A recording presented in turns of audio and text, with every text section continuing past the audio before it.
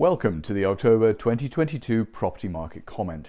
And while the political landscape may be in turmoil, the property market appears, for the time being at least, to remain as resilient and upbeat as ever. We know that the generous cut in SDLT stamp duty announced by the government will certainly help first-time buyers, with over 200,000 property transactions now expected to be completely free of stamp duty. Now that's property up to £250,000 or £425,000 for first-time buyers. Of course, this benefit is partially offset by rising interest rates, and it's expected that some buyers may not be able to afford as much as they had hoped.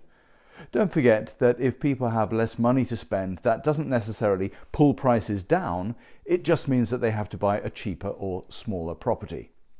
But this is by no means a major problem for the market as a whole, and although some economists are predicting a fall in house prices, we must remember that there has recently been a massive imbalance of supply and demand, with a clearly unsustainable hike in the national average house price of over 20% in the past 2 years. And by the way, the average rent has risen by a whopping 21.8% this year alone.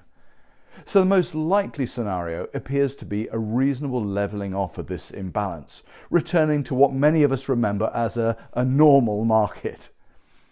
And whilst the urgency of the speculative buyer may subside, there'll always be people needing to move for genuine reasons: a new job, family on the way, schools, and of course the 4 Ds: death, divorce, downsizing, and debt.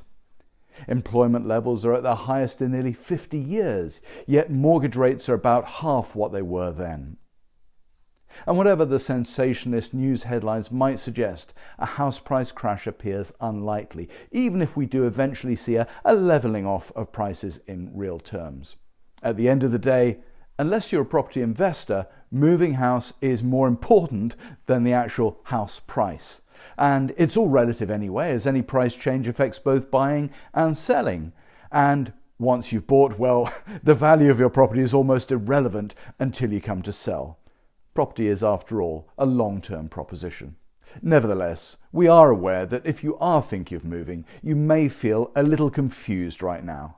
We're here to advise and encourage, to guide, and to continue to steer the right buyers to the right property and to pay the right price.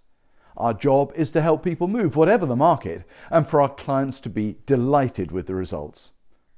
Why not call us today for some straight-talking, good advice? We're local, and we have our finger very much on the pulse of the local property market. We know who's buying and who's selling, and we're very good at putting the two together.